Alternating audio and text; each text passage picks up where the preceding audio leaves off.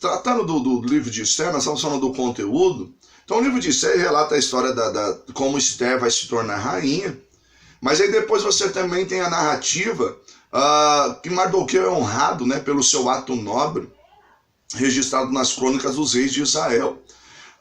O complô contra os judeus é desmascarado pela rainha Esther e Amã enforcado. É aquela história onde Amã se revolta porque Mardoqueu não está se prostrando diante dele. É a ideia, porque a nação de Israel eles eram monoteístas, então eles adoravam somente a Deus. Amã faz a forca e tenta matar ali Mardoqueu, mas aí, por meio de Esther, que entra na presença do rei e pede o banquete, e o rei lhe concede graça, enfim. Esse complô é descoberto, e aí Amã é enforcado, cumprindo-se aquela palavra que diz: nenhuma ferramenta preparada contra ti vai prosperar, toda língua que se levantar contra ti em juízo, tu a condenará. Então é um texto muito rico. Nós temos depois a festa do Purim, que é instituída, né, para marcar a libertação dos judeus, onde Deus, o decreto que era contrário, há um decreto agora a favor, um decreto de bênção, e é muito rico o contexto. Considerações finais sobre o livro de Esther. Olha que interessante. Um aspecto peculiar do livro de Esther é que o nome de Deus não é mencionado, né? Yahvé, o tetragrama, não é mencionado. No entanto, os vestígios de Deus e seus caminhos transparecem em todo o livro, especialmente na vida de Esther e Mardoqueu. Em todo o livro, especialmente na vida de Esther e Mardoqueu, irmão, você vai olhar como Deus trabalha. Da perspectiva humana, irmão, esses dois eles foram duas pessoas do povo menos indicada para desempenhar as funções importantes dentro da corte, dentro da nação. Ele era judeu benjamita exilado, ela era a prima órfã de Mardoqueu, adotada por ele, está lá no capítulo 2, verso 7. Todavia, mesmo em oculto, Deus está trabalhando de maneira gloriosa.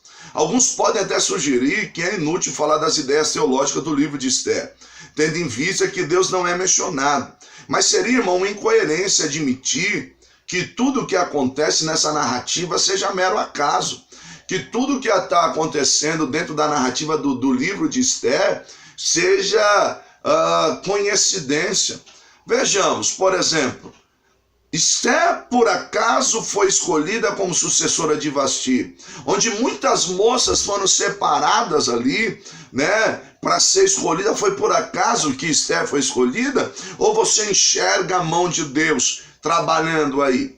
Por exemplo, uma outra questão, embora o nome de Deus não apareça, Mardoqueu, sentado à porta do palácio, ele ouve a conspiração de dois eunucos do rei que tramam tirar a vida do rei. Ele ouve isso, por acaso ele está ali no lugar certo, na hora certa, e detalhe, ele toma a atitude certa, porque mesmo ele sendo um escravo, porque então ele era cativo, o império dominante, o império Medo-Persa, ele era apenas um servo, um escravo. Ele poderia muito bem dizer: eu quero mais que esse homem morra mesmo. Mas, irmão, olha a atitude nobre dele. Ele toma uma posição, um posicionamento correto, e a partir daí ele vai o quê? Avisar o rei acerca da conspiração. Ou seja, e a vida do rei foi salva. Então não foi por acaso que ele estava ali. Como também não foi por acaso que foi registrado no livro das crônicas do rei. Foi registrado o ato nobre que ele fez. Como não foi por acaso que enquanto Amã prepara a forca, e aí ele vai à madrugada pedir a cabeça de Mardoqueu, naquela noite o rei não dormiu. Naquela noite o rei teve insônia, e a insônia do rei foi tamanha que o rei chama os seus súditos e pede para que eles leiam alguma coisa. E aonde é que eles vão ler? Justamente acerca da conspiração que teve, e por causa da atitude nobre de Mardoqueu, a vida do rei foi salva. Ou seja, então não é à toa, não é um mero acaso que tudo isso aconteceu. Na verdade, Deus tinha um propósito em meio a tudo isso. Então não foi acaso. Como também não foi por acaso, irmão, que Deus vai levantar eles, porque Deus escolhe eles. Então essas coincidências não foi um mero acaso, apesar de Deus não ser mencionado. Ele é o personagem principal do livro, mas até que Esther ou Mardoqueu, por exemplo, você não tem o nome de Deus aparecendo, mas o principal do livro é Deus. É Deus trabalhando o tempo todo. Então, na vida de Esther, na vida de Mardoqueu. Então, isso é o que faz o livro de Esther ser extremamente relevante para os nossos dias. Pois Deus ainda é o soberano e trabalha para salvar o seu povo. Ainda que você não tenha visto nada, Deus está trabalhando por você, trabalhando pela tua casa, trabalhando pela tua família, trabalhando pela tua parentela. Nós temos contemplado o agir e o trabalhar de Deus sobre as nossas vidas, tá bom? Vamos lá? Então esse é o livro de Esther. Nós estamos fechando agora os históricos. E aí nós vamos entrar nos poéticos, descobrindo os livros poéticos. Introdução aos livros poéticos. Você que está com o nosso livro aí, é na página de número 69. Então, nós vamos dar a introdução agora, tá vendo? A segunda parte, introduzindo, né? Descobrindo os livros poéticos. Página de número 69. O que são os livros poéticos? Vamos lá. Quando usamos a expressão livros poéticos, estamos nos referindo aos livros de Jó, Salmos, Provérbios, Eclesiastes e Cântico dos Cânticos, ou como você preferir, Cantares de Salomão. A poesia também aparece em muitos outros livros do Antigo Testamento, mas esses 5 livros contêm longos trechos poéticos. Além disso, cada um dos livros poéticos, com exceção de Eclesiastes, a poesia oferece a forma literária predominante. Mesmo assim, Eclesiastes foi associado aos livros poéticos desde tempos muito antigos, provavelmente por afinidade com a literatura hebraica de sabedoria, os livros sapienciais, né? Essa é a ideia. Vamos lá. Os livros poéticos têm uma importante contribuição para a fé cristã nos dias de hoje. Então, os livros poéticos têm uma importante contribuição para a fé cristã nos dias de hoje. Vamos olhar uma visão panorâmica, nós vamos estudar cada um deles em especial, mas só trazendo aqui um resumão, né, introduzindo os históricos e poéticos. Jó trata da questão de pessoas justas que sofrem terríveis provações. Salmos oferece muitos cânticos, é o inário de Israel, né? E nos convida a nos juntarmos às vozes da antiguidade e cantarmos louvores a Deus.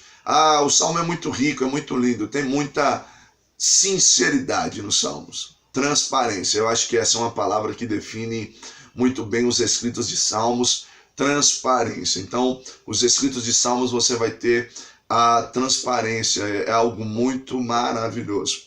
Provérbios nos oferece princípios perenes expressos de maneira perspicaz e criativa. São conselhos, né? Conselhos para a nossa vida. Eclesiastes explora o significado da vida e conclui que apenas um relacionamento pessoal com Deus pode dar sentido à nossa vida.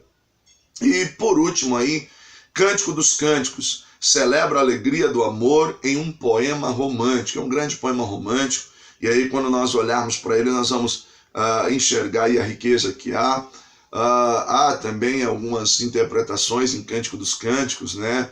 Alguns vão interpretar ela usando aí uma alegoria, né, do amor de Deus para com a sua noiva, a igreja, para com Israel. Enfim, muita coisa boa tem para nós estudarmos aí, tá bom? Olhando para o livro de Jó, que é o primeiro dos poéticos, eu tenho um trabalhinho aí para você que já é meu aluno. Então você que é o meu aluno, mesmo que você faça a distância, eu mando o trabalhinho para você, tá bom? Então o trabalhinho nós temos, fazendo a leitura do livro de Jó, do livro na Bíblia Sagrada, e também na nossa lição, aí no nosso módulo, você vai desenvolver uma dissertação, né? Por que o justo sofre? Então esse é o tema do nosso trabalhinho. Você vai trabalhar aí em cima do livro de Jó e vai responder aí com uma dissertação, com conteúdo aí coeso, coerente, tá bom? Mas desenvolva aí essa linha de raciocínio, esse pensamento, que é muito relevante aos nossos dias. É uma das questões que muitos têm abordado e têm sofrido até mesmo com isso. Tá bom, meus irmãos? Que Deus te abençoe, tá? Nós chegamos aí ao fim desta aula. Essa aula aí a gente acabou dividindo em 2 vídeos, então se você está assistindo só essa, né, esse menorzinho, assiste o primeiro para você entender, tá bom? Que Deus te abençoe. Até a próxima. Na próxima aula nós vamos estar estudando Salmos e quem sabe também Provérbios. Enfim, que Deus te abençoe. Fica na paz de Deus. Muito obrigado por você estar comigo aí nesses minutos, dispôs aí do seu tempo para aprender um pouco mais da palavra do Senhor. Que Deus te abençoe, você mora aí no meu coração. Lembrando sempre que se Deus é por nós, quem será contra nós? E que tudo você pode naquele que te fortalece. Que Deus te abençoe, até uma próxima aula, se Deus quiser. Beijo no teu coração e até mais, tá bom? Que Deus te abençoe e até a próxima, se Deus quiser.